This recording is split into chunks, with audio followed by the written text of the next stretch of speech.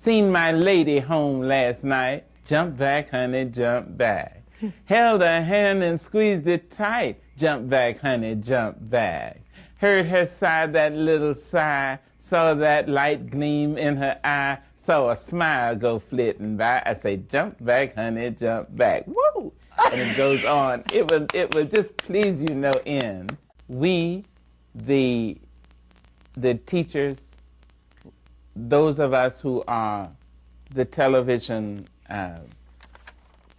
producers and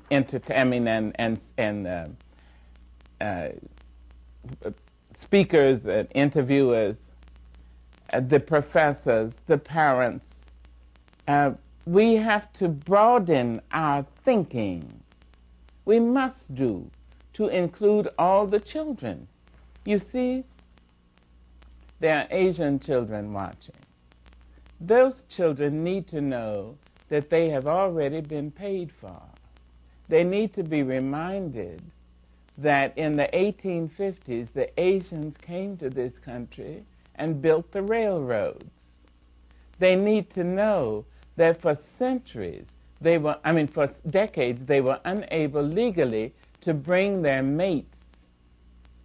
They need to know that they have been paid for. They need to be encouraged to read Kinzaburo Oe and Kobo Abe and Janice Midikitani and Maxine Hong Kingston, Ishiguro. They need to be encouraged to read so that they can say, oh, wait just a minute. I'm not here at anybody's sufferance.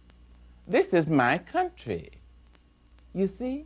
The truth is very important, no matter how negative it is. It is imperative that you learn the truth, not necessarily the facts. I mean, that can come, but the facts can stand in front of the truth and almost obscure the truth. It is imperative that students learn the truth of our history.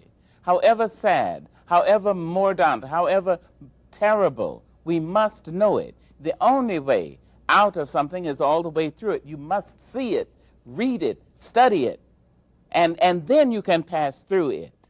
You see, it is imperative that young white men and women study the Black American history. It's imperative that blacks and whites study the Asian American history.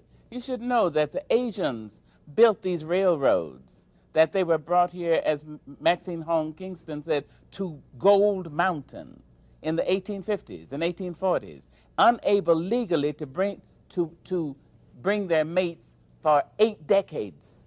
It's important that you know that.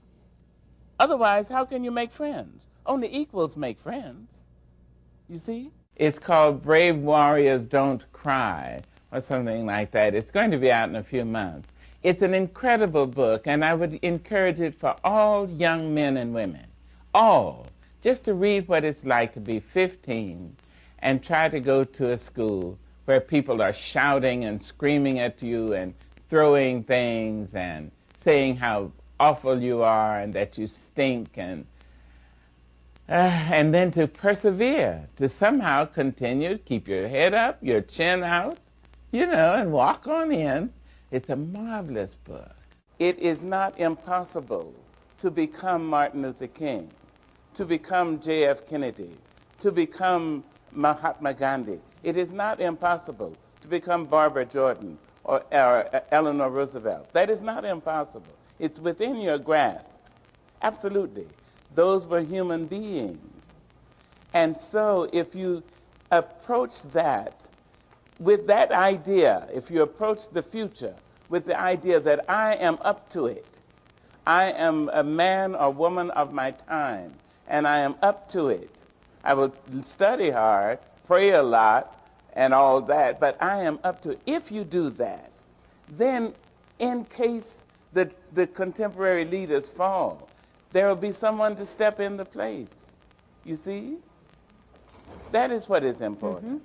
I don't think that the world ended as tragic as it was when Reverend King was assassinated. Young men and women are preparing themselves now for the burden and the glory of being great. And you can't say where the person will come from. She may be growing up in a condominium in Hilton Head. Or he may be growing up in a log cabin in Charlotte, North Carolina, or in Virginia where you are. He may be Asian, he may be white, he may be black, she may be Native American, she may be Spanish speaking, she may be blonde, she may be black skinned. She'll be an American. That'll be hot. Yes, she'll be an American, trying to live it at the highest level. So don't become disheartened. Just create yourself. Have enough courage to invent yourself. Read ceaselessly. Read. Go into a library and just make yourself a list. Say, I will read from A to BR. Read. All knowledge, my dear young woman, all knowledge is spendable currency depending upon the market. Read. Put it in the old bean. You'll be amazed how it will serve you. Well, when you know you are of worth, not asking it, but knowing it, you walk into a room with a particular power. When you know you are of worth, you don't have to raise your voice. You don't have to become rude. You don't have to become vulgar. You just are. And you are like the sky is, like as the air is, the same way water is wet. It doesn't have to protest. There's a Zen story about a man who studied with a master or mistress for a while and told the master, I want the truth. And the master said, all right, and he lived with him, and he sent him out and he cut trees. He said, now cut trees for a while. So the fellow cut trees for about 6 or 8 months. And he finally said to the master, I've been asking you for the truth.